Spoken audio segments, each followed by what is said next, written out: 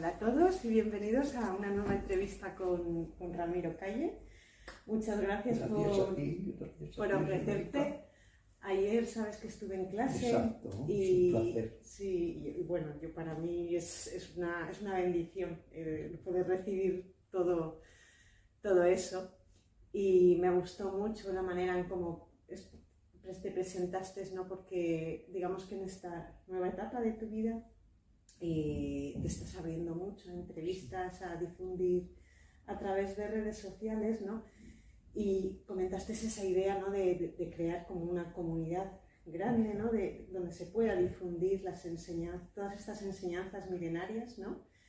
Y la verdad que es mucho de agradecer porque hay mucha gente que yo creo que lo necesita. Es un placer y toda mi vida ha sido una carrera para, en la medida de lo posible, difundir en todas las direcciones. Ahora sí, es otra fase, como tú dices, Rebeca, de mi vida, que curiosamente desde hace 2 años y pico he suspendido totalmente los actos presenciales, pero en cambio las redes dan esta oportunidad de poder poner el énfasis en el genuino pensamiento del yoga y de la espiritualidad.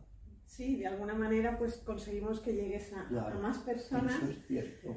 Porque hoy en día pues cuesta mucho, ¿no? Cuando estás buscando encontrar pues personas que tengan todo este conocimiento, toda esta sabiduría, porque al final se trata de una sabiduría que uno va adquiriendo con los años, con la práctica, ¿no? Y pues bueno, aportar claridad a lo que es el yoga, lo que son ese método de búsqueda interior, ¿no? Exacto, esa disciplina milenaria, sí, que ya que contamos con ella y todos queremos ser más dichosos, más serenos, sentirnos mejor, pues vamos a utilizarla y no a dejarla en un cajón, en un desván. Entonces lo esencial es conectar con las raíces genuinas del yoga para desde ahí cada uno ir incorporando a su vida y, como decíamos, a la actitud de cada día, porque no hay que olvidar que en última instancia la gran maestra es la vida de cada día, claro. Sí, y un poquito ahí es donde yo quería hoy enfocar la entrevista ahí en lo que es el arte de vivir, ¿no? Exacto.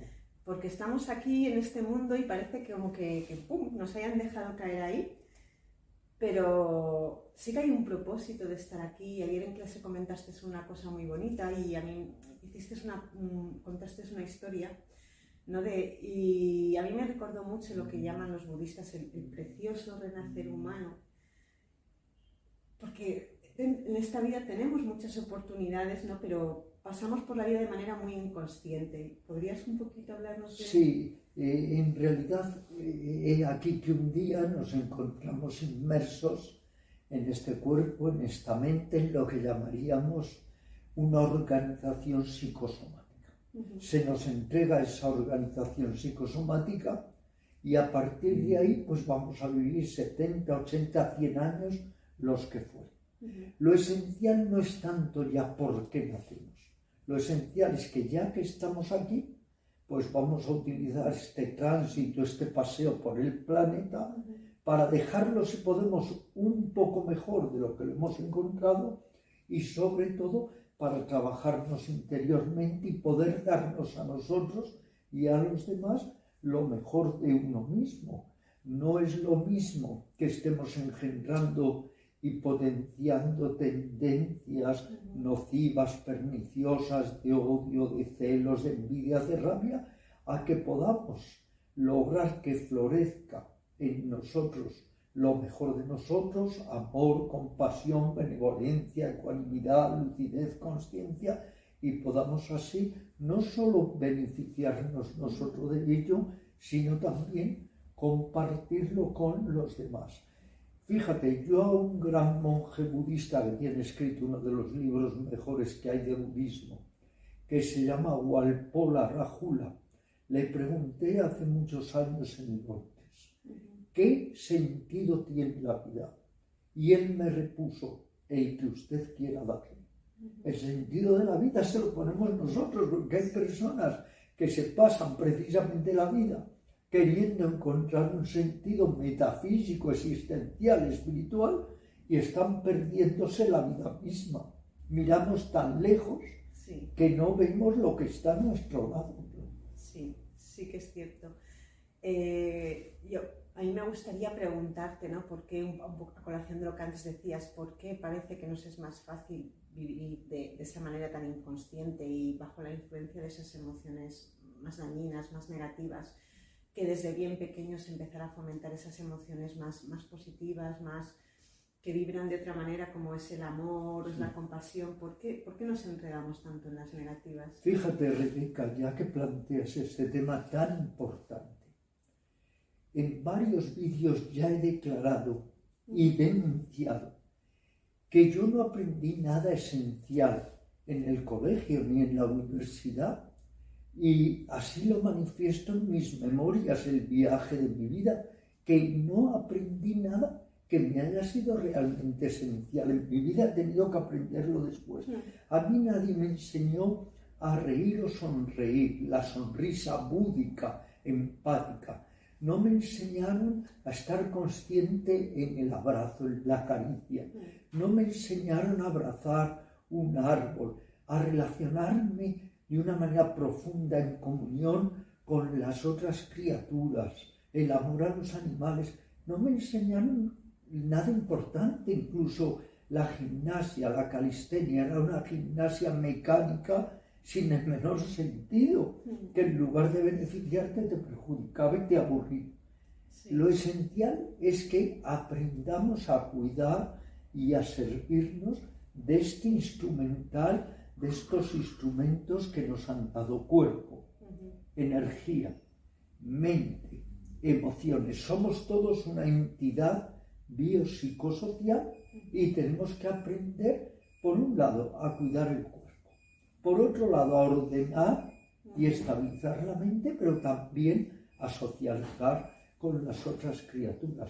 Y si lo reflexionamos un poco, efectivamente, nuestra vida va a tener el sentido que nosotros le demos. Incluso, como decía un maestro zen, me decía, a veces hay que pasar por el sinsentido para llegar al sentido, porque muchas veces efectivamente vemos que esto no tiene el menor sentido, que es como una variante del color azul del azul. Pero si atravesamos ese sinsentido, cada uno le va dando a su vida el sentido que quiera darle. Hay personas que convierten su vida en un jardín y hay personas que convierten su vida y su mente en un estercolero. Sí, es cierto que no nos han educado para todo eso, ¿no? Y tampoco nos han educado a esa unidad psicosomática que somos a reintegrarla, ¿no? Exacto. Digamos que nuestro cuerpo va por un lado, nuestras energías van por otro, nuestra mente va por otro lado, ¿no? Y eso hace que vivamos con mucho desasosiego, ¿no? Con mucha ansiedad, con mucha tristeza. Efectivamente, es que arrastramos en esta sociedad, que es una sociedad cansada, una sociedad a la deriva, una sociedad caotizada, pues arrastramos esos, digamos, males de la mente, que son la ansiedad, el odio, la rabia, la competencia atroz, la codicia desmedida, la depresión, el abatimiento, la psicastenia. Todo eso está ahí. Es la gran paradoja que se nos diga que vivimos en una sociedad del bienestar y sin embargo la gente esté tan cansada, alicaída, tan falta de motivación, nos comuniquemos tan mal, tratemos tan mal a los seres indefensos como los animales. Todo eso es verdaderamente atroz. Y un poco lo más decepcionante, Rebeca, es que va pasando el tiempo, todo está dicho, pero nada está hecho. Todo lo han dicho los grandes maestros, las grandes enseñanzas, pero no vemos unos resultados que puedan resultarnos a su vez optimistas. Es cierto, yo no sé si tú, por ejemplo, ahora se habla mucho de la supuesta nueva era, que hay como un cambio de conciencia. Es cierto, o al menos a mí me llega, no sé si es porque, pues bueno, ahora pues estoy más metida en todo esto, ¿no? pero me llega y de hecho a colación de un post que publiqué el otro día que fue un poquito más personal, contando un poquito mi vida, ¿no? Y hay mucha gente que está en ese estado que tú comentas ahora y que quiere un cambio de vida, necesita un cambio de vida, ¿no? O sea, se está dando cuenta que la vida tal cual la hemos montado, la hemos organizado, no está funcionando, ¿no? Nos hemos convertido en máquinas, ahora hablaremos de ello. Sí. Entonces yo quería preguntarte, tú que tienes más experiencia y llevas tantos años, ¿crees que de verdad está habiendo un despertar más masivo? No, te lo tengo que decir honestamente. Sí. Fíjate, yo llevo desde los 15 años y tengo más de 80, llevo en lo que llamaríamos la senda interior, el viaje interior, la vida espiritual, como le queramos llamar. Y no he comprobado que realmente haya un avance en cuanto a la calidad de vida interior, a la calidad de vida psíquica. No he comprobado que haya un avance mental o de conciencia que se pueda luego trasladar, transfundir a la sociedad. Como la sociedad es el reflejo de la mente y la mente es la que crea las sociedades, pues estamos en un circuito cerrado, en un campo de concentración donde nos movemos mucho por dos factores primordiales en este sentido, que son el apego, el aferramiento, la codicia desmedida y, por otro lado, la antipatía, el odio, la rabia, el rencor, lo que se llama aversión o aborrecimiento. Lo que tenemos es que tratar de emerger, de salir de ese circuito que lo hemos convertido en un campo de concentración. Pero por otro lado, todas esas expectativas, a veces tan triunfalistas, que había en lo que se llamaba la nueva era, la era Acuario, todo eso se ha venido abajo. En realidad no nos ha aportado absolutamente nada o muy poco. Quizá algunas personas pues han tenido así más ocasión de informarse y les ha podido ayudar en su evolución consciente, pero para la mayoría eso se ha quedado en papel mojado. Esto es un poco, Rebeca, como se decía mucho con el COVID, que iba a haber, que se iba a propulsar un cambio de conciencia, un giro de la mente. Y nos hemos dado cuenta que ha sido al revés, que es ahora como si la gente dijera a vivir, que son 2 días y el largo desenfreno de los sentidos, comer más, beber más, fornicar más, lo que fuera. ¿Por qué? Porque no hemos sabido orientar bien lo que pudo sí haber supuesto un cambio interior fructífero en cada uno de nosotros. Sí, ahí has dado un poquito, yo creo que en lo que es para una de las preguntas que yo te quería hacer y que creo que volviendo a ese arte de la vida, ese arte de vivir, ¿no? Ya cómo nos han educado, cómo nos han informado, que siempre hacia afuera, exacto, a través de los sentidos, a través de lo placentero y displacentero, ¿no? A través de esos mecanismos tan reactivos. Entonces cuando todo sucede como a mí me gusta, parece que el mundo es maravilloso y somos muy felices. Claro. Pero en el momento que una pieza de la... Cuando las cosas no son como quiero, el ego se revela, frustración, desilusión, desencanto, amargura. Está muy bien divertirse, está muy bien entretenerse, tener distracciones, magnífico. La vida también es festividad, es fiesta, es lila, es el juego cósmico. Hay que pasarlo bien, no hay que tener un sentido ascético y penitente de la vida, pero no todo hacia afuera, también parte hacia adentro. No solo estar conociendo lo exterior, trata de conocer al que quiere conocerlo todo, pero no se conoce luego a sí mismo. Y saber regular la vida en el sentido de que parte de nuestra energía es para mejorar nuestra calidad de vida externa, que está muy bien, pero parte también tiene que ser para mejorar nuestra calidad de vida interna. Los yogis no somos ascetas en el sentido común de la palabra, no somos penitentes, no somos esos gimnosofistas que tanto impresionaron a Alejandro el Magno cuando llegó a la India. Los yogis, ¿qué somos? Somos simplemente personas que nos damos cuenta de que la vida puede humanizarse, puede ser más entrañable, más tierna, más serena, más lúcida, más consciente, y podemos dejar de ser máquinas para empezar a ser seres conscientes. Sí, yo creo que en la época en la que estamos, ¿no? Porque siempre las enseñanzas evidentemente están ahí, están avaladas por la de miles de años que tienen, pero como siempre hay que adaptarlas pues, al tiempo, lugar y circunstancias, eso me lo dice mucho Gustavo, y yo creo que estamos ahora en un momento donde esa práctica que hacemos en nuestra esterilla, el tiempo, pero es muy importante la práctica del karma yoga, pero el karma yoga entendiéndolo como todo lo que tú estás hablando, ¿no? Que es poner en práctica todas las enseñanzas, ¿no? Y luego lo que hablabas tú al principio, que es la actitud, es que no podemos dejar todo en la sala de meditación. Meditamos 1 hora, pero las otras 23 restantes tenemos que llevar los frutos de la meditación a la vida diaria. ¿Para qué meditamos? Para que todos esos factores de iluminación vayan surgiendo y luego los podamos trasladar al mercado, a la discoteca, al santuario, donde quiera que vayamos. La actitud. La actitud es la forma en cómo nosotros tomamos las cosas.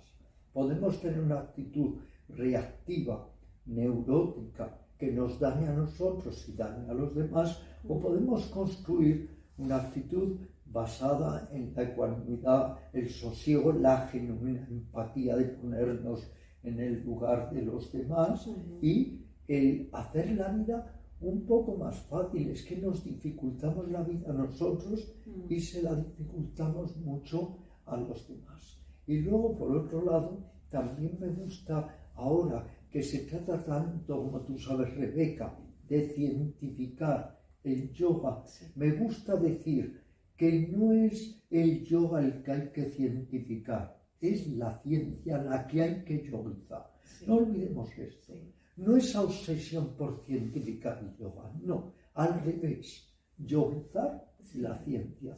Porque afortunadamente no hay rayos X, no hay escáner, no hay resonancias magnéticas para poder saber lo que yo siento, lo que yo percibo, mi alma, mi emoción más profunda.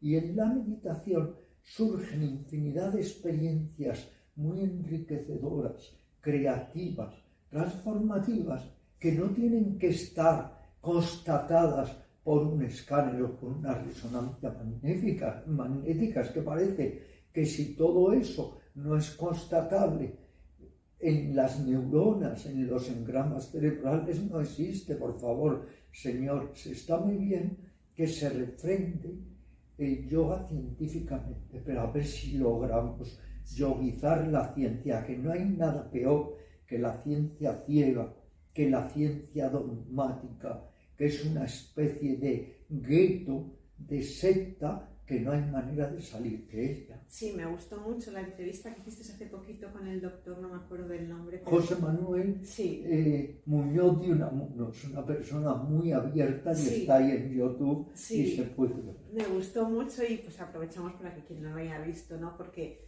él desde ese lado de la ciencia y tú desde el lado más del yoga, ¿no? Pero al final estamos hablando de lo mismo, de llegar a ese punto medio y de no irnos a los extremos, ¿no? Yo la verdad que he tenido también ese sentimiento siempre. A mí de nada me sirve que la ciencia avale lo que... Si yo no me siento a meditar, si yo no trato de mejorar mi vida... Y claro, eso, si tú no tratas de mejorar tu vida, de transformarte, de conocerte, de que eso repercuta benéficamente en las otras criaturas, pues a mí me da igual, es como si me dan 1000 diplomas, reconociendo mi labor, y resulta que yo no he cambiado nada, ni me he transformado, ni he mejorado para nada. Entonces, lo verdaderamente importante de José Manuel Muñoz de Unamuno, este internista, es que es un practicante de yoga desde hace 30 años o 20 años. Entonces, claro, él sabe de qué habla. No habla solo desde el lado de una ciencia hermética, dogmática, sectarista, división esclerótica. Habla desde el lado de un científico libre pensador, sí, pero que a la vez es un gran practicante de sí, yoga. Porque claro, es que viene gente y te habla del pranayama, te habla del savasana, de la meditación, pero les preguntas, ¿has practicado? Y es que no practicas nada. sí, sí, es cierto, ¿no? Y al final es una de las trampas más comunes que tenemos, Claro. que es quedarnos en lo que es el contenido, en el conocimiento, ¿no? Pero todo esto Eso. hay que pasarlo, hay que filtrarlo, Efectivamente. es la única manera. Es que quedarte solo en lo Sí, intelectivo, sí, pues no, hay que interiorizarlo, sí, hay que integrarlo y hay que constatar que cambian nuestros hábitos, nuestras reacciones, que somos menos activos, menos coléricos. Ese es el verdadero test, porque claro, si no todo se convierte en aquello de yo predico pero no practico, no. Lo importante es practicar. sí, Por eso yo estoy, tú lo sabes, un poco en contra de esta industria espantosa del yoga, de convertir el yoga en un bien de consumo, totalmente, en un objeto puramente rentabilizador y mercantilista, como está pasando. Te hago profesor con 100 horas o 200 o 300 o si no tienes tiempo 50. Esto es verdaderamente atroz, claro.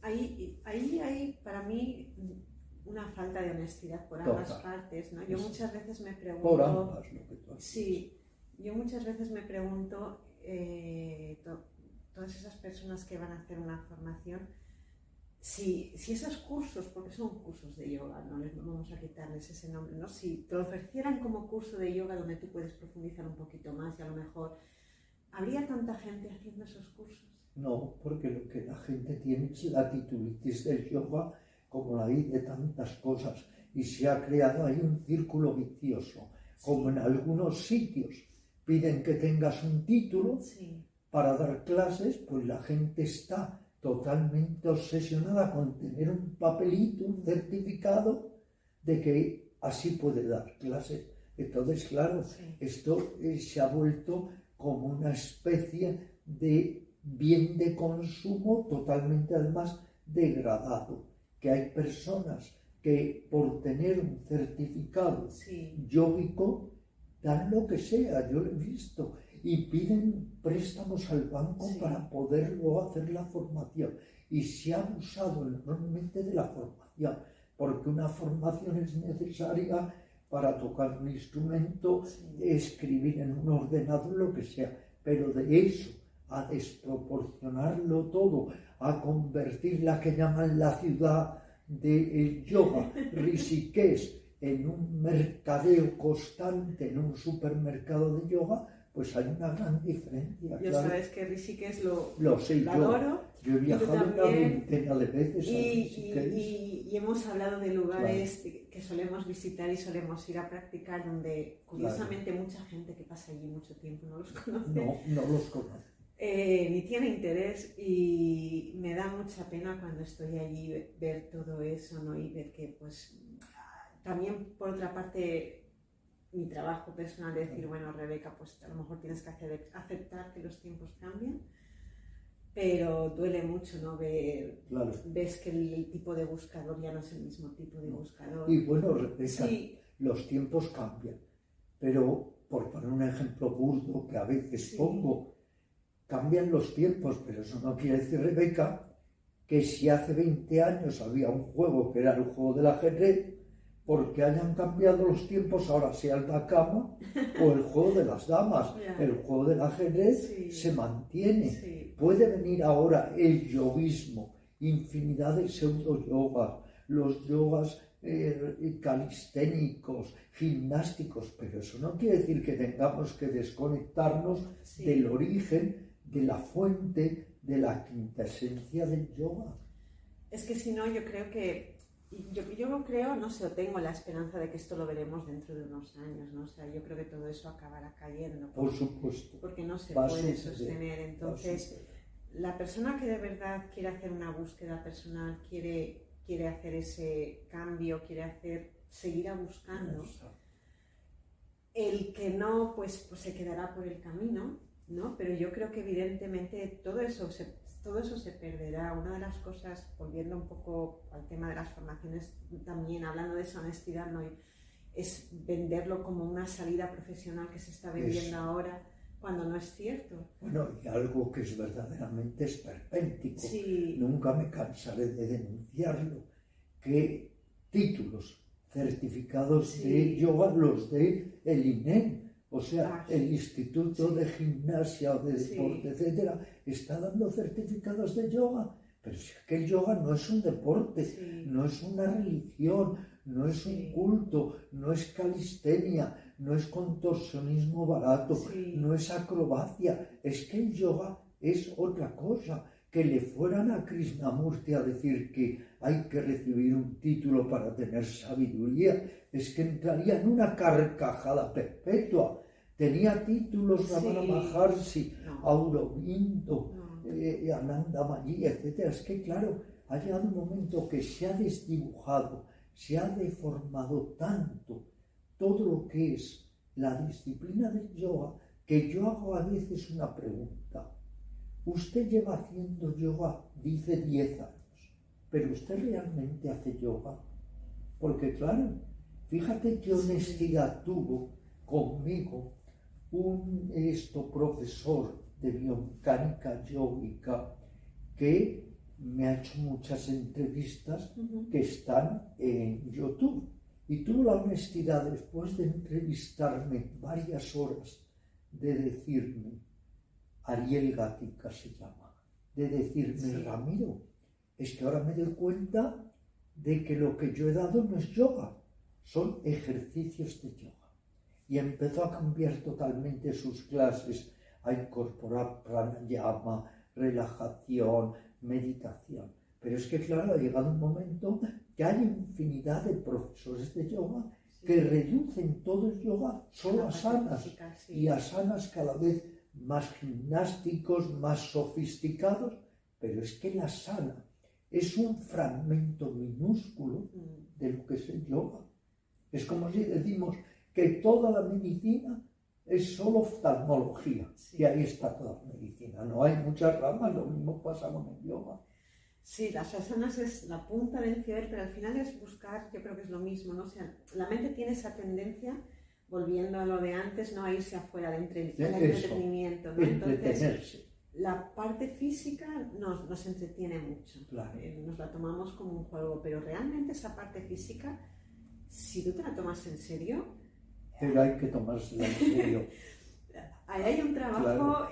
muy profundo. Sí, muy Fíjate profundo. si será profundo, que se dice que trabajando sobre el cuerpo, Buda llegó a descubrir los kalapas, que son unidades subatómicas, hace 2500 años, cuando no se podía ni pensar por lo más remoto en los aceleradores de partículas. Quiero decir que el cuerpo es muy importante, el asana, el pranayama, la relajación. He estado dando clases de Hatha Yoga durante 60 años, pero por eso me duele mucho más que reduzcamos todo muchas veces al asana. En cuanto más espectacular, más postureo, mejor.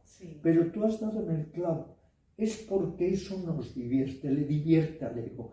Es más divertido para el ego estar tratando de hacer el Sirsasana y caerse 3 veces, 10, a ver si lo consigo, a ver si estoy en el Sirsasana en lugar de 1 minuto 15. Eso es más divertido que sentarte en inmovilidad absoluta, en meditación. Y tú habrás comprobado con tu ya muy larga experiencia por qué la gente tampoco hace pranayama muchas veces. Es más, es que hay infinidad de escuelas donde no se da pranayama, cuando según los yogis, sin pranayama no hay yoga, porque es utilizar, como dice también Surinder, el control respiratorio para lograr ese estado especial de la mente, que es el pratyahara, el silencio interior, para conectar con nuestro origen.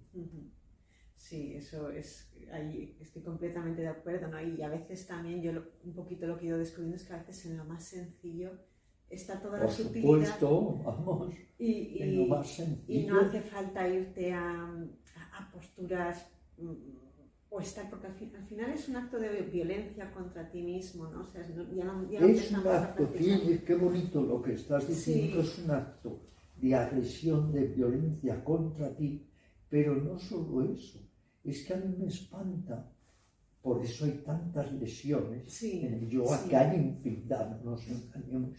Me espanta cuando es a una persona que está haciendo la pinza y el profesor se está poniendo encima. Es que eso es un acto de agresión contra el cuerpo del alumno. Hay que respetar al alumno y no querer llevarle a extremos que le van a dañar física, incluso a veces mentalmente. Y por otro lado, valorar eso, lo sencillo. Hay unos asanas que son los más tradicionales, que son los más, digamos, al alcance de todas las personas, cualquiera sea su edad, que son los que realmente representan una especie de laboratorio viviente en el que podemos trabajar mucho el asana, desde la pinza, el arco, la cobra, asanas muy clásicos que hoy en día casi se menosprecian en ese afán por recurrir a asanas muy vistosos, muy espectaculares, que son más dados de contorsionistas que de yogis. Claro, pero ahí tenemos un problema con el ego muy grande. Y volviendo un poquito, el ego, yo te quería preguntar también por el ego, porque todos hablamos del ego, pero qué difícil es ver nuestro propio ego, ¿verdad? Pues sale por todos lados, es que se escabulle, es escurridizo, es engañoso. Cuando incluso jugamos a ser humildes, es otra forma de alentar el ego. El ego nos absorbe totalmente porque es la autoimportancia. ¿Y qué relación tiene exactamente el ego con la mente? ¿Cuál es la relación entre hermano gemelo? Del pensamiento, no de la mente. Vale. Si tú y ahora entramos en meditación profunda y vivimos el pensamiento, como dice Patanjali, ahí no hay ego.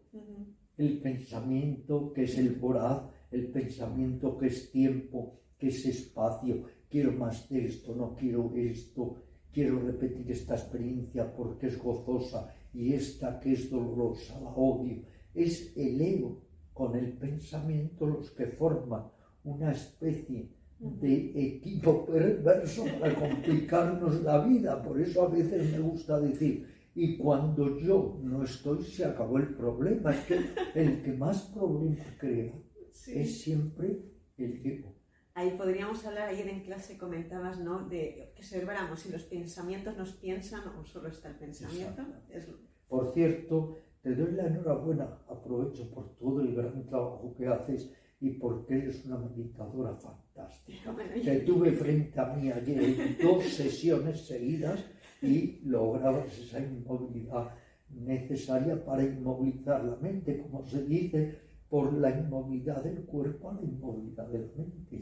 Yo me sigo considerando que me queda mucho camino. Todos estamos en aprendizaje. Y sigo viendo que mi mente sigue siendo todos estamos en continuo aprendizaje, afortunadamente. Y la verdad que intento, sé que el ego está ahí, está de múltiples maneras. Y el peor, el ego espiritual.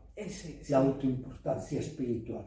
Porque lo que resulta muchas veces increíble es que precisamente en los sectores o entornos espirituales es donde haya más ego. Que vas a una sesión de budismo tibetano y hay un ego enorme, que vas a una sesión de yoga y hay mucho ego, y a una de zen, y a una de sufismo. Es que parece increíble. La vida espiritual, lo primero que nos tiene que enseñar es a debilitar la imagen y la autoimagen. Es decir, salir de la falsa personalidad. Pero es que muchas veces viene lo que llama Luisa, mi mujer, el síndrome de la tarima. Que en cuanto alguien se sube a una tarima a dar una charla, a dar una clase, el ego empieza como levadura a crecer y nos desborda, nos engaña, nos atolontra. En ese momento lo mejor es pensar aquello de yo también soy mortal, Sí. como les recordaban a los césares que volvían de ganar batallas, Sí. y tratar de utilizar la muerte, la finitud, la impermanencia como una especie de daga para cortar y cortar nuestro maldito ego. Sí, yo creo que los que al final todos, bueno, los que estamos caminando todo este camino, es cierto que debemos de estar muy atentos y muy observadores, porque es muy fácil caer en las trampas del ego espiritual en este caso, ¿no? Y cuando ves que llevas un tiempo y vas adquiriendo ciertos logros, o ves que incluso hay gente que a lo mejor empieza un poquito a preguntar o depositar la confianza en ti, ¿no? Y son momentos muy fáciles donde tú te puedes venir arriba, ¿no? Y como tú ya te he oído alguna vez, hay que bajarse del pedestal. Claro. Es que uno de los grandes trucos perversos de la mente es comparar. Es como el que está haciendo una sesión de asanas y está observando al de al lado y diciendo, uy, yo soy más flexible, yo resisto más. Es que claro, eso es puro ego. El postureo nos induce al ego, porque el creerte que eres tan especial haciendo una postura de yoga, que si te comparas luego con un bailarín, con un atleta, no es nada. Si es que si ves a estas niñas que intervienen en los campeonatos gimnásticos, nos dan sopas con ondas en cuanto a nuestra elasticidad. Creemos que somos muy elásticos. Lo importante además es ser elástico de mente, de espíritu, ser elástico emocionalmente y darnos cuenta que el Hatha Yoga, el yoga físico, la postura, es magnífica si va acompañada de la actitud adecuada, si nos ayuda a interiorizarnos, a conectar con nuestra fuente, a vivirnos no solo hacia afuera, sino también hacia adentro, a regular la respiración, a convertirnos en suma en ese laboratorio viviente, pero para seguir evolucionando y evolucionando. Pero ¿sabes lo que pasa? Que como mucha gente, como tú antes apuntabas de otra manera, es que está en el yoga pero no tiene ni idea de lo que es el yoga o a dónde nos quiere llevar, ni siquiera investiga si hay algo más allá.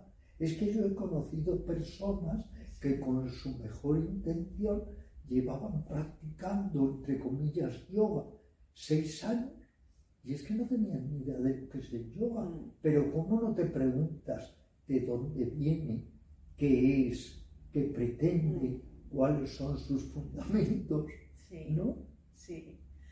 Sí, eso es, volviendo yo creo que un poquito al tema de la educación, yo siempre, cuando era maestra, sí que siempre he intentado mucho que los niños se plantearan, se cuestionaran cosas. Creo que ese espíritu crítico es muy importante. Yo cuando empecé con el yoga, a lo mejor porque no sé si es que me ha venido de serie en esta vida, he sido siempre muy crítica con todo, ¿no? Y empezar a leer tus libros, porque de alguna manera nos invitas a eso. Cuando leemos tus libros, cuando escuchamos tus charlas, ¿no? Nos invitas un poquito a que nos cuestionemos. Claro, es que es muy importante la duda, no sistemática, pero dudar. Somos seres humanos, tenemos un discernimiento, dudemos, experimentemos. Si algo te ayuda, lo incorporas a tu vida, y si no lo descartas, aunque lo diga quien sea, el Dalai Lama, el Papa o quien quiera decir. Eso lo decía Buda siempre, ¿verdad? Exacto, al principio justo. de sus enseñanzas Siempre. yo te muestro lo que a mí me ha servido y prueba si a ti también te sirve. Yo creo que para no caer en el ego, para la actitud, que antes hablábamos de la actitud, en una de tus charlas últimas también te escuchaba y me tocó, ¿no? O sea, lo importante que es la actitud, que al fin y al cabo es lo único que podemos controlar ante las circunstancias, los acontecimientos, ¿no? Es la actitud como yo afronto las cosas. Para todo esto lo que hay que trabajar, yo creo que mucho es, y creo que es una de las piezas claves en la meditación, es la atención plena, ¿no? Esa atención las 24 horas al día, que ahora se le llama mindfulness, pero que ha existido toda la vida. Toda la vida, Y es la atención plena. La atención plena que Rebeca se complementa sobre todo cuando nos lleva a la comprensión clara, porque el trabajo de la atención es un medio para llegar a esa comprensión clara, entendimiento correcto, sabiduría que nos permita vivir la vida de una manera mucho más armónica con nosotros mismos y con los demás, porque a veces olvidamos que el yoga es el precursor de la ciencia psicosomática, la primera psicología del mundo, y que nos da herramientas para que podamos no solo vivir más consciente con esa atención, sino también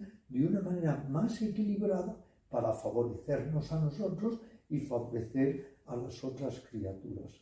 Por eso, en realidad, los 8 grados o peldaños de Patanjali, que muchas veces olvidamos, sobre todo lo que es la disciplina ética o genuinamente moral, la olvidamos constantemente.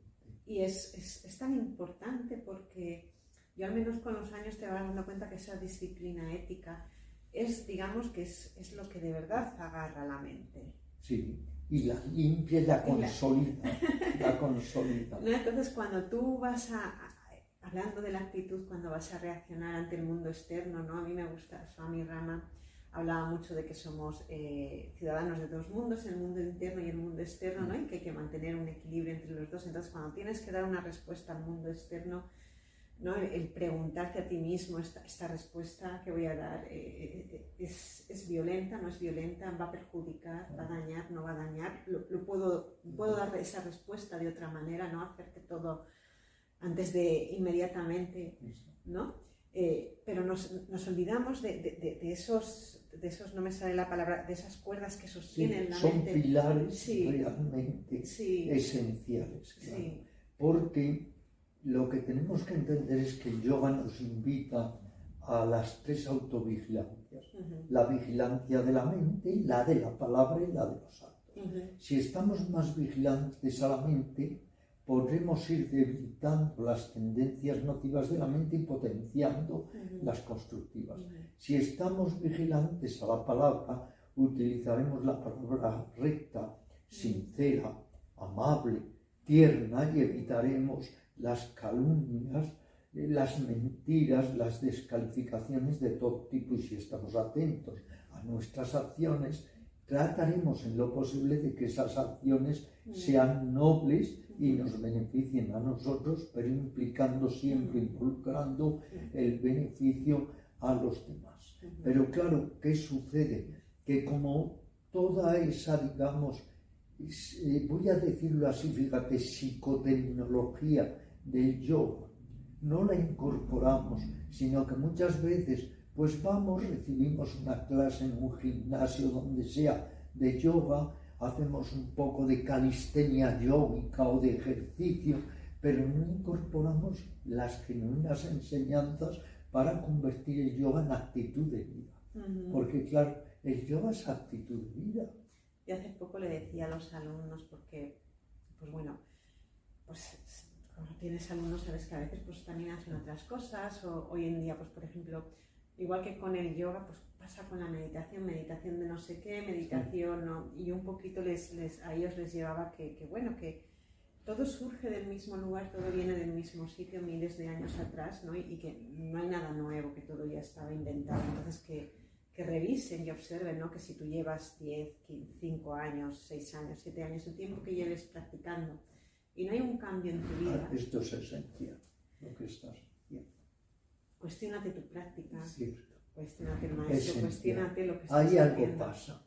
Oye, que después de 20 años sigues teniendo ataques de irascibilidad, de celos, la autoimportancia, eres un egocéntrico, un narcisista, y algo no se modifica, lo que tú dices.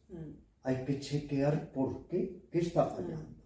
Es que fallo yo sistemáticamente, es que falla mi profesor, es que falla la práctica. En este sentido, Buda decía, la enseñanza, el Dharma, es noble en el principio, en el medio y en el fin, dando a entender que lo que falla no es la enseñanza, no es el mapa, no es la brújula. Los que fallamos somos los seres humanos, y como los profesores, los instructores, somos seres humanos, pues también podemos cometer muchos fallos y por eso cada discípulo tiene el maestro que se merece, pero cada maestro tiene también el discípulo que se merece. Si indudablemente un discípulo lo que quiere es un maestro que le diga más drogas, más alcohol, más tabaco, más comer comida basura, estate todo el día comiendo hamburguesas, pues claro, si lo que quiere es el discípulo, cuando encuentre un maestro que le dice eso, estará encantado. Ahora, si lo que quiere el discípulo es un maestro que le diga aprende a respirar, a descansar, a ser mejor persona, pues encontrará ese maestro. Yo creo que el discípulo hace al maestro, el maestro hace al discípulo, como una madre hace al hijo y el hijo hace a la madre. Pero uno tiene que tener claro también qué quieres. De ahí algo que valoramos mucho, como sabes, en el yoga, viveka, el discernir. ¿Qué quiero? Ver las cosas para luego dar o no dar. Ver las cosas para luego proceder o no proceder en consecuencia. Sí, ahí comentabas antes, ¿no? La comprensión clara. Eso sí, esencial. Porque claro, Rebeca, hoy que está tan de moda el mindfulness, también puesto al servicio del mercantilismo, de rentabilizar, etc. Hoy en día, que está tan de moda, insisto, el mindfulness, no nos damos cuenta que si el mindfulness no te lleva a una comprensión clara, no hay una verdadera transformación, porque ¿quién está más atento que un ladrón, un verdugo, un terrorista? ¿Quién está más atento? Sí. Pero no es solo estar atento, es estar atento desde la ética que hablábamos. Exacto. Y desde la sabiduría. La comprensión clara es que es esencial, porque cuando ves algo con claridad, procedes en consecuencia. Cuando ves desde la confusión, el desequilibrio, si procedes, tu acción va a ser incorrecta o inadecuada. Todos tenemos, ayer ya hablabas también en clase, ¿no? Todos tenemos, hablando de la actitud, hay ciertas funciones de la mente, ¿no? Que son con las que trabajamos. Exacto. Esas actitudes, y esas actitudes están inherentes en todos, ¿no? Pero dependiendo de cómo las utilicemos, justo. ¿Podrías hablarnos un poquito de esas actitudes para que... Sí. Tú sabes ese antiquísimo adagio que dice: la misma espada que te salva la vida te la puede quitar. Todos tenemos una serie de preciosas funciones mentales, lo que se llamaban antes las facultades del alma, pues la memoria, la imaginación, el discernimiento, la atención, la consciencia, la voluntad. Todos disponemos de estas herramientas, pero no es lo mismo utilizarlas de una manera adecuada y constructiva para beneficio propio y ajeno, que utilizarlas como si fueran un fiasco, un caos, y dañarnos a nosotros y dañar a los demás. Por ejemplo, la imaginación artística, la imaginación creativa, la imaginación para construir una vida más armónica, más bella, más inspiradora, es magnífica. Ahora, la imaginación puesta al servicio de dañar a los demás, vengarte, alimentar el rencor, esa es una imaginación altamente peligrosa. Quiero decir con ello que la imaginación es un gran poder, pero hay que saber cómo todo utilizarlo. Si un bisturí, el cirujano, en lugar de utilizarlo para la operación, lo utiliza para ir dañando a los demás, es una utilización espuria y peligrosa. La imaginación puede ser muy constructiva, pero muy destructiva. Hay personas que están utilizando su imaginación para fines perversos. Hay que aprender a utilizarla. Hay que aprender a utilizar la memoria. La memoria es como una agenda que llevamos en el cerebro. No podríamos tú y yo ni volver a nuestras casas hoy si no tenemos memoria. Pero una cosa es la memoria factual y otra es esa memoria psicológica con sus miedos aprendidos, sus traumas, que se interpone y una y otra vez, en lugar de permitirnos vivir el presente con frescura, con espontaneidad, nos está dinamitando y saboteando el momento presente. Tan enganchados estamos al pasado que no nos abrimos al momento presente. Pues hay que aprender a utilizar la memoria. Y así sucesivamente cada facultad de la mente puede utilizarse para bien, puede utilizarse para mal. Y como el yoga es una técnica de equilibrio, es una técnica de armonía, es la primera técnica de mejoramiento humano del orden, lo que nos enseña es que utilicemos nuestras facultades para mejorar, para evolucionar, para darle un sentido bonito a la vida y no para convertir nuestra vida en un estercolero. Sí. Es cierto, estas actitudes, ¿no?, que mencionabas, las utilizamos, nos cuesta utilizarlas bien porque acabas de comentar, porque no estamos presentes, ¿no? Porque estamos siempre o bien en el futuro o bien en el pasado. Hay personas que a lo mejor tienen más tendencia a irse a proyectar hacia el futuro y otras que se han quedado en el pasado. Y luego, porque de alguna manera, en lugar de pensar, somos pensados por el pensamiento. Sí. Y vivimos instalados en nuestro pequeño yo robótico.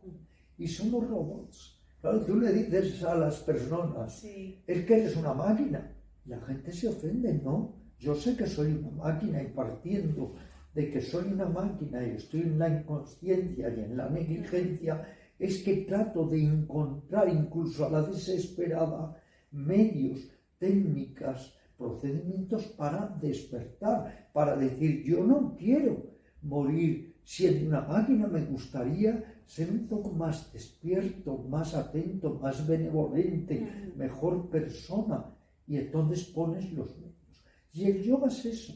El yoga son medios, por eso el yoga es ascético, es adogmático, no es un culto, no pertenece a ninguna religión. En cierto modo, como se originó en la India, el hinduismo ha tratado de apropiarse el yoga, pero no, el yoga es budista, es jaina, es hindú, es cristiano, es sufí, es de todas partes. Y lo que hay que hacer es utilizarlo como una especie de pértiga para saltar. Fíjate lo que decía Buda, la mayoría de las personas se pasan la vida subiendo y bajando por la misma orilla, pero nunca se deciden a cruzar a la costa. El yoga es una balsa, es un método, es un vehículo para que podamos salir de la ignorancia básica de la mente hacia una mente más clara, más lúcida, más indulgente, más tierna, más benevolente. Pero claro, el yoga, no el pseudo-yoga. No que nos hagan creer, esto es yoga y no te transforma, pero es que no es yoga. ¿Cómo te va a transformar? Es que yo no conozco a nadie que se pueda transformar dando saltos como un saltimbanqui.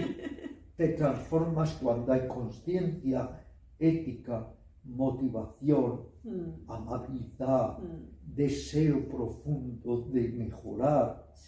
Pero si no, ¿por qué te vas a transformar? Es que si convertimos el yoga en gimnasia, yo mismo tengo escrito un libro que se llama Yoga y Deporte, pero es que entonces es un deporte, claro. Haz footing, haz pesas, haz natación, pero el yoga implica una actitud o un deseo de cambio, de perfeccionamiento. Ya sabes que me llaman el azote del yoga moderno, no lo soy. Lo que trato simplemente es de hacer ver a los seres humanos lo que yo he tardado muchos años en ver, pero como el mejor obsequio que he recibido en mi vida ha sido el yoga, pienso que es mi deber el repartir o el brindar también o el compartir este obsequio. Si yo ahora tengo 80 años y 2 meses y sigo en esta labor de difusión, es simplemente por ese anhelo de compartir y de difundir genuinas enseñanzas. Y yo creo que es muy de agradecer la labor de la manera que la estás haciendo. Y además, querida Rebeca, como mi ilusión era irme, como Mircea Eliade tenía, aunque nunca lo hizo, a una cueva a Rishikesh, pero como aquello se ha puesto tan Ahora no borroso sé y si tan mal, controlar. aquí ya no me voy. Prefiero irme a la Gran Vía aquí en Madrid que a Rishikesh. La verdad que mira, caminando hoy por la Gran Vía, venía de camino aquí, y yo me preguntaba y me cuestionaba, ¿no? O sea, qué fácil es, y lo necesitamos, porque lo necesitamos, ¿no? Retirarte, irte a un sitio apartado, irte...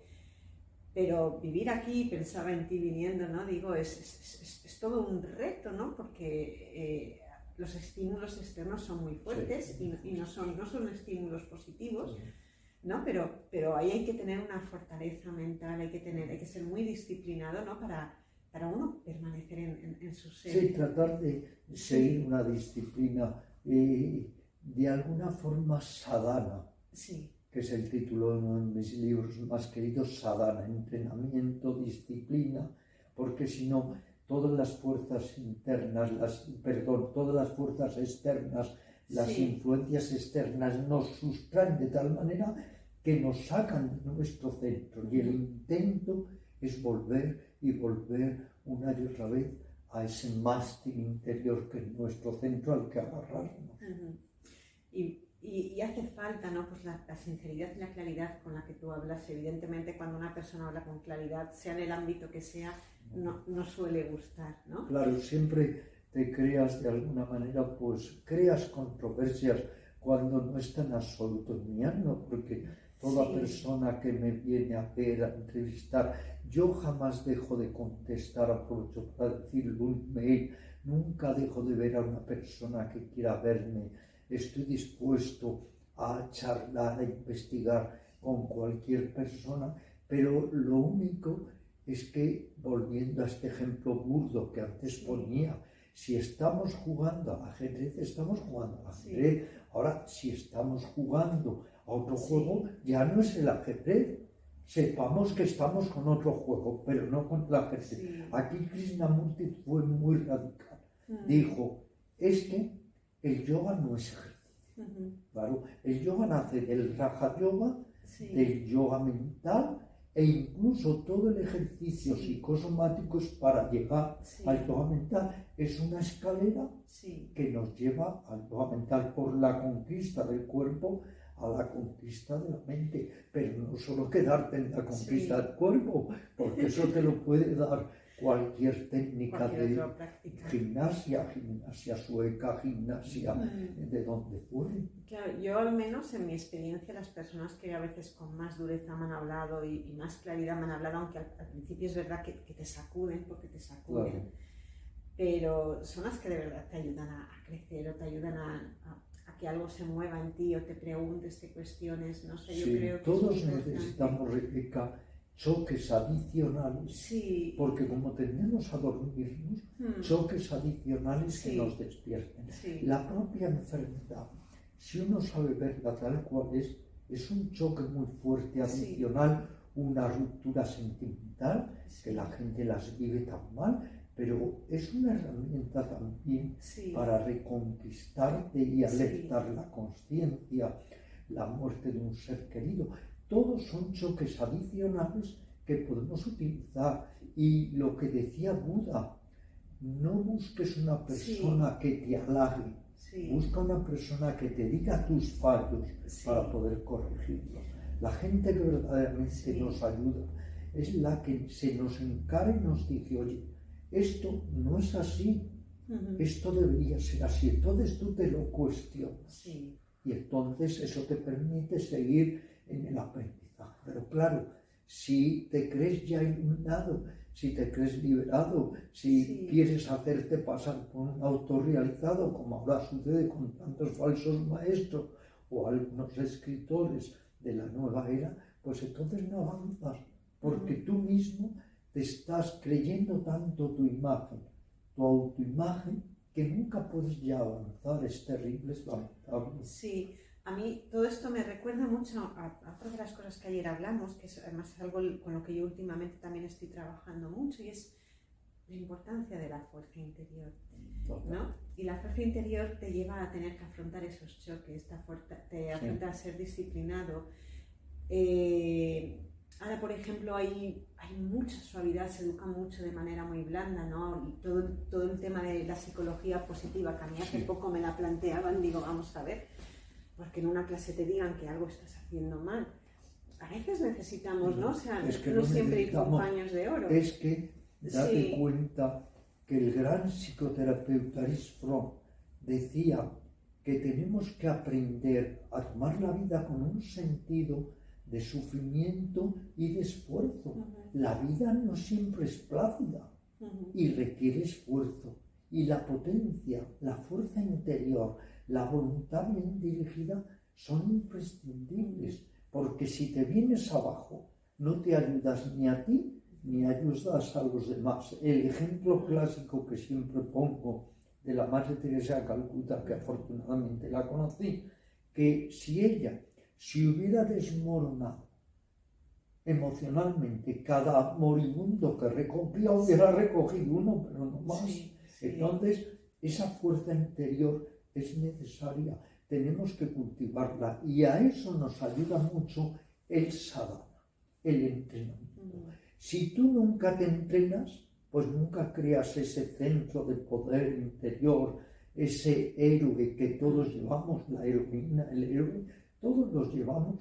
Somos por un lado muy frágiles, muy vulnerables, muy humanos, pero nuestra voluntad sí nos puede dar ese toque de heroicidad para meditar más, para atender más a los demás, para trabajar mejor karma yogicamente, etc. Por eso no es que los yogis seamos ascetas, es que el ascetismo tiene un lado positivo si nos damos cuenta de no un ascetismo de autopenitencia y mortificación, el ascetismo como austeridad.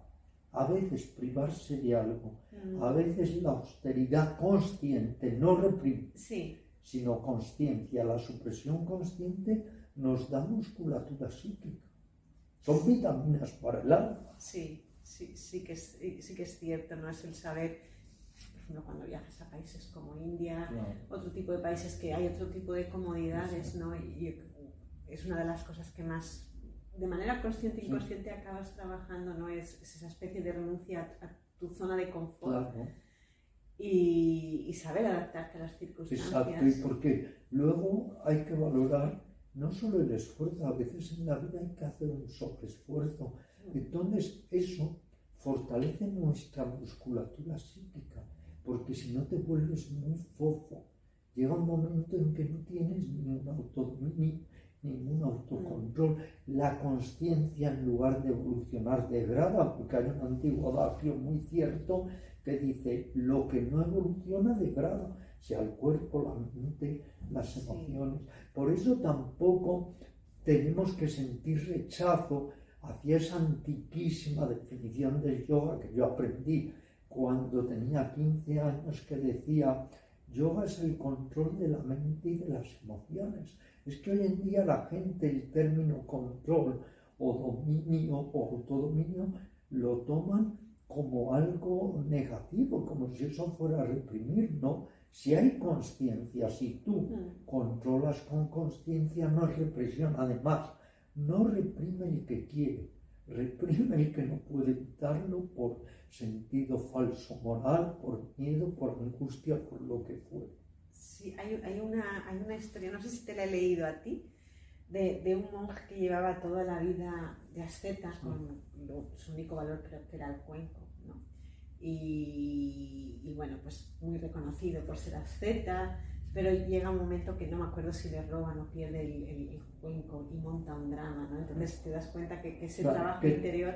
Nada, no que tenía un apego al cuenco enorme. ¿No? Y a lo mejor una persona con muchas más pertenencias. No, claro, pero si es que en el yoga nunca se ha demonizado el confort, el bienestar, el divertirse, el llevar una vida agradable, ¿no?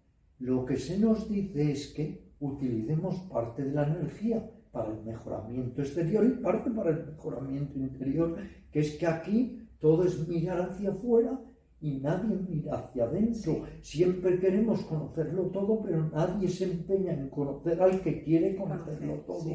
Por eso también el yoga está a veces muy mal entendido o muy mal interpretado. Y por eso me gusta también insistir en que el yoga es suprarreligioso. Cualquier persona, sea creyente, sea agnóstica, sea ateísta, sea atea, puede practicar el yoga porque no tiene que ver nada con un culto, no tiene que ver nada con una religión. Yo recuerdo que cuando nosotros empezamos con el centro de yoga en 1971, que abrimos Almudena Uría y yo, nos hacía la vida imposible el cardenal Ratzinger, que luego fue el Papa Benedicto, porque es que todo el día se pasaba metiéndose contra el yoga, el zen, la meditación, lo cual era sorprendente dado el gran movimiento meditacional y místico que ha habido en la Iglesia cristiana, que es sin sentido. Sí. El yoga suprarreligioso ha sido tomado por el hinduismo, por el brahmanismo, por el sufismo, por el zen, por el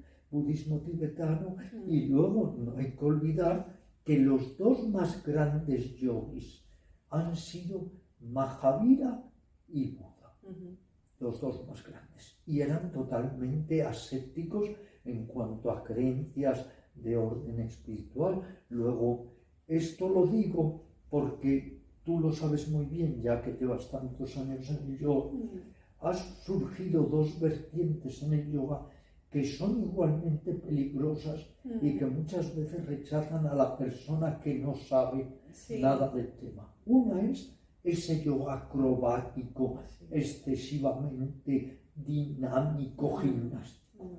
Pero el otro es ese yoga beato, ese yoga indulzado, ese yoga en el que parece que si no cantas mantras y te vistes de naranja y rezas a Shiva, no eres un yogi. Entonces yo creo que esos yogas que no son yogas hacen mucho daño a las personas que no tratan de indagar y de profundizar un poco más en la esencia del yoga. Por eso, cuando la gente llega al centro de yoga, que hay gente que llega y me dice, Ramiro, convénzame, le digo, váyase. Yo no convenzo a nadie, pero usted lo primero que debe hacer es leer un libro serio de yoga e informarse lo que es el yoga. Es que no nos informamos de lo que vamos a hacer. Sí, yo creo que buscamos, ¿no? Dentro de esa búsqueda, dentro de ese anhelo que tenemos. Eso, anhelo, pues la palabra, motivación, anhelo. Sí, al final estamos más que ir hacia adentro muchas veces. Es como que depositamos toda la confianza en otra persona, no como que va a ser la que me va a solucionar la vida. Eso es otro error, porque al final el verdadero maestro, tú que has conocido tantos maestros, el verdadero maestro no es el que te va a hacer depender de él, no te va a hacer un adicto de él. El verdadero maestro es el que te da herramientas, enseñanzas para que tú despiertes tu maestro interior. Pero también se ha montado un circo, una farsa de maestros supuestos de falsos gurús, que es increíble también. Sí, hay mucho, y eso en sitios, bueno, pues, como Rishi, que es Tiruvanamayala, que es la época alta, pues lo ves, ¿no? O sea, y yo creo que ahí caemos de nuevo en las trampas del ego, ¿no? Claro. Que cuando vemos que hemos avanzado un poquito, por llamarlo de alguna manera, porque yo no sé si avanzamos o no a veces, ¿no? Creerte ya que tienes ese poder o esa fuerza de poder y luego también esa dependencia del gurú es por nuestra minoría de edad espiritual, porque aprende de un maestro. Pero no es imprescindible, al final tú eres tu maestro, tú eres tu terapeuta, tú eres tu gurú. Lo que sucede es que nos sentimos tan inseguros, tan en arenas movedizas dentro de nosotros, que ponemos nuestra vida en manos de los demás. Si tú pones el alma en otra persona, esa persona se lleva tu alma y te quedas totalmente vacío. Entonces, eso es muy importante, que la gente se dé cuenta de que hasta para aprender un instrumento, un idioma, necesitamos un instructor, pero que no tenemos que consagrar nuestra vida al maestro, que uno al final es su propio maestro, su propio discípulo. Sí, y un maestro de verdad no te va a No, hacer dependiente, todo lo contrario. Es más, si te ve que empiezas a depender, lo mismo te Se saca debe, fuera. eso haría el verdadero Sí. maestro, igual que un psicoanalista o un psicoterapeuta Sí. honesto. Nunca debe dejar que te vuelvas dependiente y obsesivo de él. Un maestro debe hacer lo mismo, incluso apartarte y derivarte a otro maestro. Sí. Yo creo que eso es como instructores de yoga que somos, el ser a veces honestos y decir a una persona en este aspecto, en este ámbito, no te puede ayudar. Igual, claro, igual que si una persona tiene desórdenes graves mentales, no le metas a meditar, ponle a hacer hatha yoga, pranayama, posturas, porque si esa persona tiene desórdenes graves, sea de psicosis, de esquizofrenia, de paranoia, estará haciendo ejercicios de yoga, que todos sabemos que es un ejercicio, pero él se crea que esa visualización, por ejemplo, es real. Sí. Entonces, es muy importante, sí, encontrar efectivamente instructores honestos. Y a mí me gusta mucho la palabra instructor porque es el que instruye. Y porque el maestro, yo no quiero nunca que me llamen maestro, y tú lo sabes, tiene unas responsabilidades que el instructor no tiene. Sí. Entonces yo no estoy capacitado para tener esas responsabilidades. Sí. No soy San Francisco de Asís, ni San Juan de la Cruz, ni Kabir, ni ninguno de estos seres. Entonces yo soy un honesto instructor que se equivoca miles de veces como nos equivocamos todos. Lo único que si hemos estado años en un aprendizaje, compartimos con los demás aquello que hemos ido aprendiendo, pues como lo hace alguien que te enseña el sitar o el acordeón o un idioma. Pero un instructor que sea amable, entregado, honesto, que se ocupe y preocupe del alumno, que no solo mire su ego, que mire también el ego de los demás. Sí.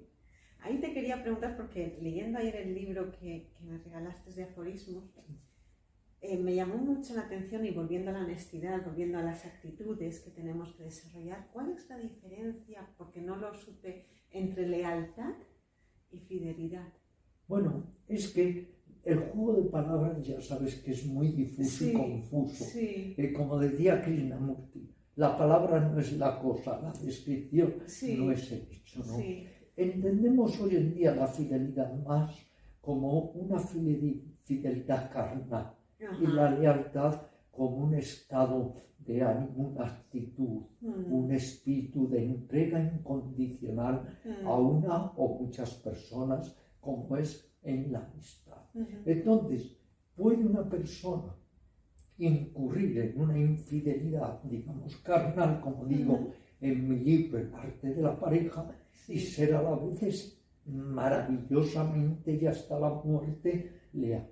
Otra persona, a lo mejor, nunca es infiel carnalmente, pero tampoco luego es leal. Todo depende también de los planos en los que uno se mueva. Yo digo que lo esencial en este mundo es la lealtad a ultranza. El que tú sepas que hay personas que pueden confiar en ti por encima de todo y que tú puedes confiar en ellas. Lo que es luego la fidelidad puramente amorosa, pues eso cambia mucho con las épocas, porque pasamos desde el puritanismo extremo de la época victoriana, pues a lo mejor a una relajación como hay ahora, o una apertura diferente, o de acuerdo a las culturas se entiende de una o de otra manera. Yo he estado en países, en lugares del norte de la India, donde la mujer se casa con un hermano y con todos los hermanos que tenga. Entonces, ahí todos los niños que vayan naciendo, a todos los hermanos les llaman padres, porque ni se sabe de qué, porque es ese tipo de cultura, en otro lado es otro tipo de cultura. La fidelidad amorosa o erótica o sexual cambia mucho con las épocas, con los lugares, con las mentalidades. No tiene la misma mentalidad sobre el tema, pues un artista que vive a lo mejor en París o en los años 20 en París, que puede tener una viejecita Sí. en un pueblo de Extremadura, no sé, pero la lealtad es la lealtad. La lealtad es la entrega incondicional que incluso, aunque tú no me ames, te seguiré amando. Aunque tú no me quieras, te seguiré queriendo y velaré por ti, estés donde estés, en cualquier rincón de este mundo. Eso lo dejo muy claro siempre en mi libro El arte de la pareja o en mi libro La ciencia del amor, porque la propia sexualidad puede ser sexualidad sin amor, sexualidad con amor, puede haber amor con sexualidad o amor sin sexualidad.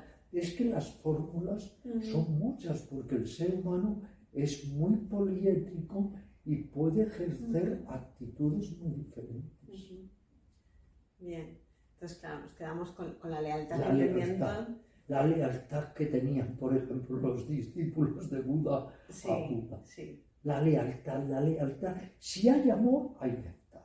Pase lo que pase, fíjate, Sí. incluso una pareja Sí. puede cambiar el signo de la pareja Sí. porque ya se rompe Sí. amorosamente la Sí. pareja, pero siempre se irá el cariño, la amistad, la lealtad, la ayuda, sí. el velar por la otra persona. Eso es lealtad. Ahora, lo otro que muchas veces se pasa la pasión y que queda. Por eso había un gran maestro que decía, al final del sexo el amor. Incluso la sexualidad, la pasión, no nos deja ver a la otra persona tal cual es. Había un psicoterapeuta rumano que decía, cuando otra persona en épocas de alta pasión nos está despertando determinadas sensaciones, no vemos a la persona, vemos las sensaciones gratas, las alteraciones nerviosas que nos despiertan. Sí. Entonces, la lealtad, podemos decir, está completamente unida a ese amor más puro, más... El amor más puro. Es que, ya lo decía Buda, ojalá pudiéramos llegar a amar a todas las criaturas como una madre ama a su hijo. Y hay un precioso ejercicio de meditación que es meta, la meditación amorosa, que es eso, ir irradiando amor, empezando por nosotros, a todos los seres, incluso luego los animales de todos los lugares, de todo el cosmos, el universo, irradiar amor, benevolencia, indulgencia y sobre todo ternura. Pero nos cuesta mucho, ese lo que amor. más. Ese amor es lo más difícil que hay, porque todos en el amor, que no es amor, hemos entrado en una especie de intercambio, entre comillas, mercantilista. Tú me quieres, yo te quiero. Ya no me quieres, no te quiero. No. Cuando tú de verdad quieres, aunque la otra persona no te quiera, tú la quieres y quieres siempre su bienestar. Pero claro, es mucho más fácil amar a los animales que a los seres humanos, porque el animal te lo perdona todo, no tiene ego, no es rencoroso, no te increpa nada te echa en cara. Con el ser humano hay otras muchas dificultades. Por eso yo, este libro que escribí, Lo que aprendí de mi gato Emil, que es el más vendido, curiosamente, de la editorial. Hay muchas personas que tratan y quieren mucho a los gatos, otras son unas desalmadas en este sentido. En este libro digo que Emil me lo enseñó todo, porque era inocencia, era indulgencia, era pureza, era equilibrio, era ecuanimidad y era no ego. Y claro, la lucha, el conflicto de egos con las personas, aunque sean los seres más cercanos en nuestra familia, siempre pone asperezas en manifiesto. Claro, y ya nos vamos más a esa parte superficial, donde entran en juego los sentidos, los placeres, ¿no? En lo de tú eres buen amigo, o eres un buen hermano, o un buen padre, o un buen lo que sea, de acuerdo a que tú satisfagas mis necesidades, ¿no? mis deseos, y si no, entramos en el juicio. Y luego, el peor de los apegos, el apego a las ideas. Si tienes mis ideas, te quiero mucho, y si no, no te quiero. Lo que tú decías, si satisfaces mis deseos, qué bueno eres. El día que me llevas la contraria y no los satisfaces, qué malo eres. Claro, ahí tenemos que recurrir de nuevo al yoga, yugo, unión. enlace. El yoga nos enseña a ser ecuánimes y a no dejarnos tanto afectar ni por la ganancia ni la pérdida, ni el triunfo y la derrota, ni el amor ni el desamor. Quedarte en el justo medio, en el camino del medio, con armonía y con equilibrio. Pero si lo que pretendemos es que las otras personas sean a nuestra imagen y semejanza, hacer el guión de sus vidas, eso es violencia, porque es que muchas veces, Rebeca, creemos que violencia solo estará en una persona. La violencia es también los sentimientos, las emociones, los pensamientos, y no digamos las palabras. Y podríamos decir, por todo está entrando de la manera en cómo vivimos la vida, el arte de vivir, cuando surgen esas dificultades, bien sea en una amistad, bien sea en una pareja, bien sea en la familia, muchas veces lo fácil es huir. Eso o seguir corriendo. Claro. Y a lo mejor hay momentos donde, pues sí, hay que, pero no es mejor a lo mejor de entrada tratar de quedarse, tratar de solucionar. No sé si ahí hay que utilizar mucho el discernimiento. Sí. Lógicamente. Sí. Hay veces que lo mejor es soltar, sí, y hay veces que lo mejor es intentar mejorar la situación, pero lo mismo con un hermano, un padre, un amigo, un vecino incluso. Entonces ahí sí que hay que utilizar mucho el discernimiento. Lo que pasa es que en parejas que han llegado a situaciones muy límites, es como cuando un miembro de la pareja está sufriendo muchísimo por su pareja y no quiere soltar. Yo le digo, y es el subtítulo de mi obra, El arte de la pareja, saber así, saber soltar. Yo le digo, hay un momento para así y agarrar, pero también hay un momento para soltar. Y les digo siempre esto, mira, si tú ahora sales de esta relación, va a ser un infierno, pero un infierno que acaba. Pero si sigues siempre, es un infierno que nunca acaba. Hay que saber también cuándo llega el momento de decir, hay que cambiar el signo de la relación, porque tú puedes dejar de tener una relación amorosa con una persona, en el sentido de pareja, pero luego puedes construir una relación de enorme amistad. Pasas de un plano a otro plano. Ahora no es fácil, pero no es fácil por el ego, por el deseo, por la frustración, pero es un yoga auténtico, porque todo lo que nos ayude a desarrollar ecuanimidad y voluntad lo convertimos en un yoga. Y por eso había un maestro que decía, y si no tienes dificultad, búscatelas. Si no tienes dificultades, búscatelas. Sí, me gustaría, para que no se malentienda también, ¿no?, de que cuando hablamos de los momentos que a lo mejor si es el momento de quedarte y tratar de solucionar eso, no es apuntar a la otra persona lo que tiene que mejorar, no, claro, sino empieza por uno yoga mismo. Empieza por uno siempre, efectivamente. Es muy fácil decir que el otro haga el yoga, yo no hago nada. Yo te voy a dar una oportunidad, pero indudablemente, repito, hay que saber si puede ser un cauce armónico. Llega un momento que lo más sano es resolver esa situación, aunque generes otra muy diferente. Yo he resuelto situaciones mías de pareja, pero mi amor por esas parejas, que ya no son parejas, son amigas, es enorme. Y mi lealtad es, vamos, insobornable, incombustible. Entonces, pero hay que saber. Pero por eso valoramos tanto en el yoga el discernimiento, el viveka, porque es que uno tiene que saber muchas veces cuándo debo optar o debo no optar.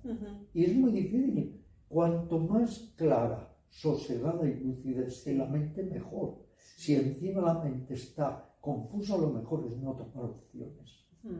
En los momentos de crisis, no tomes decisiones. Sí, sobre todo quitarnos, ¿no? Volviendo a que vamos hacia afuera, quitarnos lo de culpabilizar a la otra persona. Claro. Sino... Y luego, el que una relación a veces conflictiva, cuando estamos en el intento de armonizarla, nos enseña mucho si nos observamos, porque observamos nuestras reacciones de ira, egocéntricas, Sí. de rabia, de sentirnos heridos. Sí. O sea, la relación ayuda mucho, es como el viaje a la India. El viaje a la India siempre es difícil, Sí. pero es un viaje interior. El viaje exterior se convierte en viaje interior.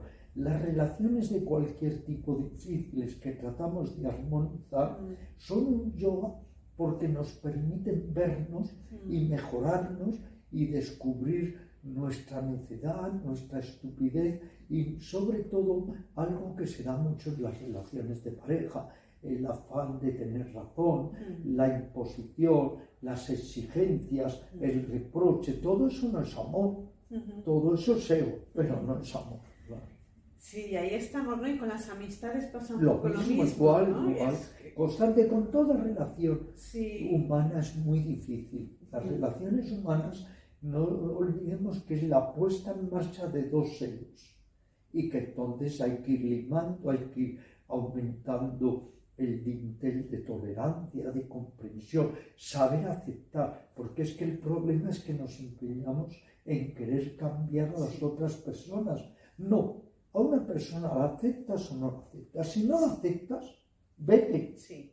Pero si la aceptas, lo que no puedes estar es, la acepto pero no la acepto, quiero construir su guión de vida. No, hay que ser también respetuosos, pero nunca incurrir por debilidad emocional o emocionalidad neurótica en convertirnos en un siervo de otras personas, claro.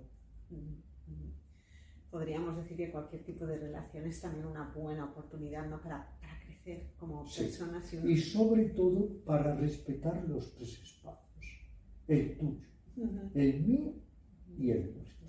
Eso es esencial. Si no hay todos en pasta y se vuelve una relación simbiótica y totalmente neurótica. Luego, si la relación es otro yoga, yo creo que tengo algún reportaje escrito de el yoga de la relación, nos enseña mucho, porque además nos saca conflictos internos, tendencias neuróticas, reacciones de autoimportancia y todo eso nos permite vernos. Sí, sí, al final volvemos a que el yoga lo abarca todo en nuestra vida. Omniabarcante. Es que el yoga es eso, es una técnica de equilibrio vital, de bienestar.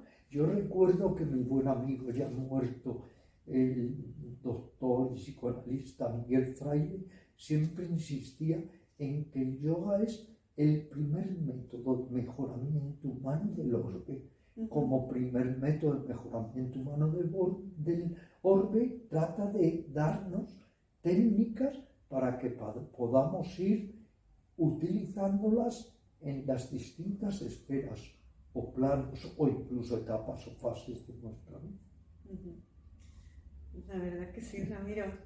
Qué bien. Sí, muchísimas gracias, porque creo que hemos siempre abarcado aquí. muchísimas Gracias. cosas. Hemos abarcado muchos temas y hemos llegado a esta conclusión muy sabia que has dicho. Yoga o abarcante. Fíjate que llevando 60 años en el yoga, siempre digo que no puedo explorar lo que es inabordable, que cada día aprendo más, leo más de yoga, practico más, porque es que es una ciencia que no nos imaginamos lo que hay en ella. Es una pena que las personas no se den cuenta, incluso frivolicen con el yoga. Y yo siempre recomiendo que si tienes dudas de lo que es el yoga, trata de encarar y de adentrarte en un libro muy difícil de yoga, pero que te va a dar una idea de lo que realmente es el yoga, cómo es de omniabarcante, que es de Mircea Eliade, el yoga, inmortalidad y libertad. Yoga, inmortalidad y libertad, una obra de Mircea Eliade apabullante, pero que te da una evidencia clara de lo que es el yoga. Qué bueno, pues ese lo apuntaré y lo adjuntaré para que lo puedan buscar. Hay dos libros muy interesantes, Yoga, Inmortalidad y Libertad, apabullante, y luego un libro de Leos Bernard, muy práctico porque es su diario, que se llama El Camino Práctico del Yoga, y el subtítulo es El cielo está en nosotros, que él nos va con su propia experiencia trasladando sus enseñanzas y conocimientos. Sí. Qué bueno, pues apuntaré los dos para que Qué los puedan bien, ver y Rebeca, nos quedamos con qué eso, que el bien. yoga lo ¿Cómo abarca te todo. agradezco tu visita? Vienes de muy tarde, pero siempre Tengo que venir más a nos menudo. Me voy a congratula. proponer venir más a menudo y seguir recibiendo, porque la verdad que ayer asistí a tus dos clases Lo sé. y fueron un regalo, Me porque alegro mucho. también me hicieron Pues cuestionarme muchas cosas y seguir trabajando, porque no nos tenemos que olvidar que el trabajo continúa. Así Siempre que, estamos ahí en la sí. brecha, ¿no? Trabajando por la búsqueda Sí, interior. así que nada, Pues muchas nada, gracias, gracias por tu ¿vale? visita, Y muchas gracias a gracias. todos por estar aquí Gracias, escuchándonos y muchas bueno, gracias. esperemos que la entrevista os sirva. Bueno, hemos hecho